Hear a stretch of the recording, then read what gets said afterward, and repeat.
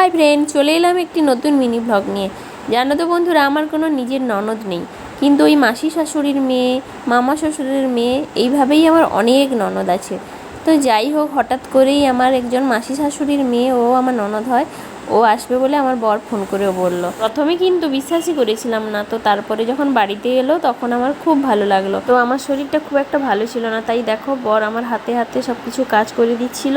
তো আর চিংড়ি মাছও নিয়ে এসেছিলো, পরের দিন রান্না হবে বলে ওইগুলো আমি ছাড়াতে বসে গেছিলাম। তারপরে আমরা দেখো খেতে বসছি, লোডশেডিং হয়ে গেছে। এই প্রথমবার কলকাতাতে লোডশেডিং দেখলাম তো খাওয়ার সময়। তো যাই হোক, তার পরের দিন এটা ছিল সকালবেলা। তো সকালে ওদেরকে রুটি করে দিয়েছিলাম, তো বাসি মাংস দিয়ে খেয়ে গেল। আর করে দিয়েছিলাম চিংড়ি মাছের কারি আর কুঁদলি ভাজা। তো ওরা চলে গেল অফিস। তো যাই হোক, মেয়ে টাটা করে দিল। এইভাবে যদি ননদগুলো আমার কাছে এসে আমার ভালোবাসা নিয়ে যায় এবং ওদেরকে ভালোবাসা দিয়ে যেতে পারি, ওতেই আমি খুশি থাকবো।